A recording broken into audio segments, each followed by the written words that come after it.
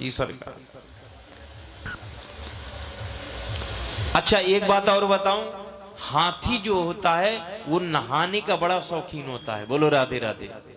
जल का बड़ा शौकीन होता है। वहां जाकर के एक सरोवर में जाता है हाथी। उसके 50 बच्चे हैं, 150 पत्नियां हैं।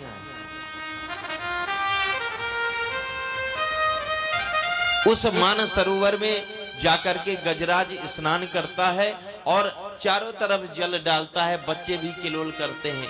उसमें एक रहता था ग्राह।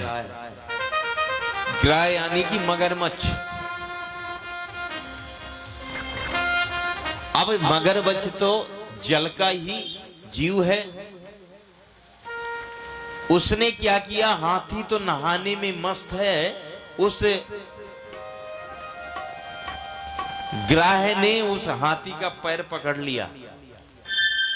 पैर पकड़ लिया और हाथी के खून को पीना प्रारंभ कर दिया। जैसे ही प्रारंभ किया तो हाथी कमजोर होने लगा। विचार किया कोई छोटा मोटा जीव जंतु होगा, उसको पता नहीं अभी कि मैंने गजराज महाराज का पैर पकड़ लिया है। और जब उसको मालूम पड़ेगा कि गजराज महाराज का मैंने पैर पकड़ लिया है तो क्षमा याचना मांगेगा और वो नहाने में अपनी मस्ती में लगा हुआ है। लेकिन धीरे धीरे हाथी जो है कमजोर पड़ने लगा। अब जैसे ऊपर को खींचने लगा हाथी, बिल्कुल नहीं, और वो मगरमच्छ भीतर को खींचे और हाथी जो है बाहर को खींचे, लेकिन बिल्कुल नहीं खींचने में आ रहा है। अपने बच्चों से कहा हाथी ने कि मेरा सहयोग करो। बच्चों ने सूंड में से सूंड लगा करके हाथी को खींचना चाहा, लेकिन बिल्कुल नहीं खींचा। 2-3 दिन तो बच्चे खींचते रहे, लेकिन जब नहीं खींचे तो कहा पिताजी आप तो बाहर निकली ही नहीं रहे हो, हम कब तक आपको खींचेंगे। और बच्चे छोड़ करके चले गए। पत्नियों से कहा आप ही मेरा सहयोग करें। 2-4 दिन पत्नियों ने भी खींचा, लेकिन हाथी को टस से मस नहीं कर पाए और हाथी रोज के रोज कमजोर होता चला जा रहा है और मगरमच्छ उसके खून का शोषण करता जा रहा है। 2-4 दिन बाद हथनियां भी छोड़ करके चली गईं।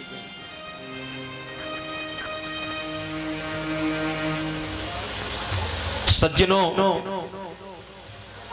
जब कोई साथ नहीं दिया है और मगरमच्छ उसको जल में अंदर खींच के ले गया, केवल तिल भर सूंड बची है सज्जनों। सब कुछ छोड़ करके जैसे गजराज ने उस परम परमात्मा को पुकारा कि हे प्रभु, हे नारायण, हे जगदीश्वर, हे जगत के नियंता, अब तो आपके सिवा कोई नहीं है मेरा।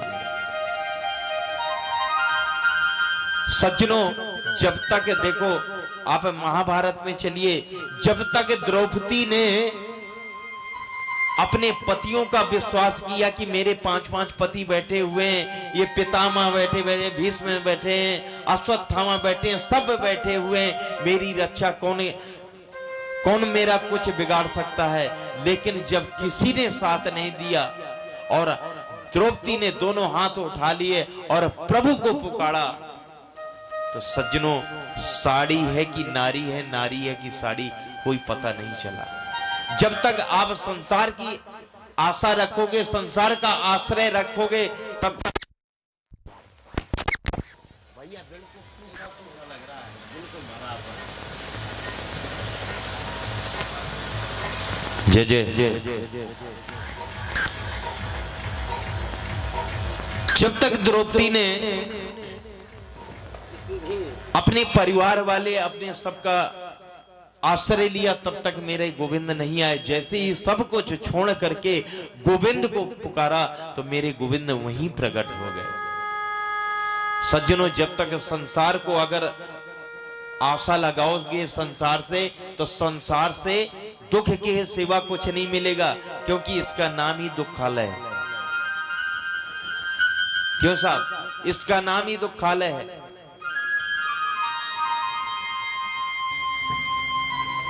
इसी प्रकार जब गजराज ने चारों तरफ से परेशान हो गया, कोई नहीं आया, तब गोविंद नारायण को पुकारा और वहीं एक कमल का फूल पड़ा था, अपने सूंड से उठाया और कहा, प्रभु मेरे पास और तो कुछ नहीं है, इस पुष्प को ही मेरी भेंट स्वीकार करना। और भगवान ने गरुण से कहा, गरुण जल्दी चलो, मेरा भक्त बुला रहा है। तो गरुण को अपमान हो गया सज्जनों कि प्रभु को कहीं जाना होता है तो मेरे बगैर कहीं नहीं जाते हैं, जल्दी चलो गरुण। गरुण ने कहा, प्रभु विराजमान तो हो जाइए, अभी तुरंत चलता हूं। क्योंकि गरुण को अपमान हो गया। भगवान ने एक कन्नी उंगली गरुण के ऊपर रखी और गरुण से कहा, गरुण उड़ो। गरुण ने कहा, प्रभु पूरे विराजमान तो हो जाओ, क्यों मजाक कर रहे हो? लेकिन सज्जनों, गरुण पंख तक नहीं हिला पाया। भगवान ने कहा, गरुण तुम मुझको लेकर के नहीं उड़ते हो, मैं तुमको लेकर के उड़ता हूं। गरुण का अभिमान दूर हुआ और जाकर के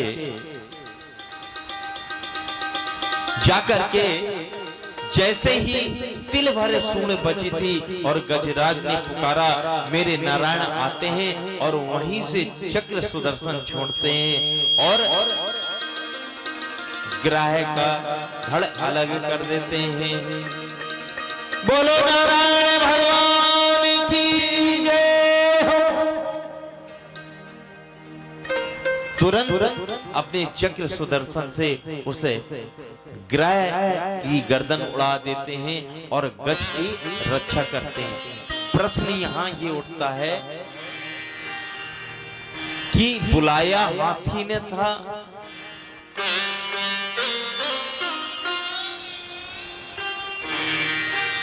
और मूर्ति पहले भगवान ने ग्राह्य करी। क्यों? क्योंकि भक्त के बस में है भगवान, भक्त के बस में है भगवान। मैं तो भक्त के अधीन हूं, और जो मेरे भक्त के चरण पकड़ लेता है तो भक्त का उद्धार तो होना ही है, लेकिन उससे पहले मैं उसका उद्धार करता हूं जो मेरे भक्त के चरणों को पकड़ लिया है। इसलिए गजराज के पहले ग्राह का उद्धार किया भगवान ने। ऐसे भक्त वत्सल भगवान है।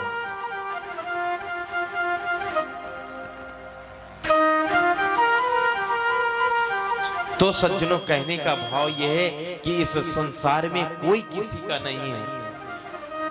पैसे के तात मात, पैसे के तात मात, पैसे की बहन भ्रात, पैसे की जात पात, पैसे की लुगाई है। पैसे ही से धर्म कर्म मंदिर तैयार होत, पैसे ही से पेट पलट चली जात नैया है। पैसे ही से आदर सम्मान होत पंचबीज, पैसे बिन यार का बात ना पुछैया है। और कहे कबीर मन में विचार देखो, दैव ने बनायो जग में ऐसो एक रुपया है। साईं कहे संसार में मतलब के सब यार, साईं कहे संसार में मतलब के सब यार, और जब तक पैसा गांठ में तब तक ताको यार, तब तक ताको यार, यार संग ही संग डोले, और पैसा रहा न पास यार मुख से नहीं बोले। अगर आपके पास पैसा है तो भाई साहब सब आपके हो जाएंगे, अगर पैसा नहीं है तो अपने भी पराये हो जाएंगे। तो ये ध्यान में रखो, केवल साथ देता है तो परमात्मा देता है। ना पैसा देखा है, ना परिवार साथ देता है, ना नाते रिश्तेदार साथ देते हैं, केवल साथ देते हैं। आज आप जीवन भर कुछ कर लो, कितना भी कमा लो, मकान, दुकान, गाड़ी, घोड़ा, बैंक बैलेंस इत्यादि सब कर लो, और सब करना चाहिए, क्योंकि गृहस्थ जीवन में ये भी जरूरी है। लेकिन उसके साथ साथ उस परमात्मा को मत भुलाइए जिसने आपको सब कुछ दिया।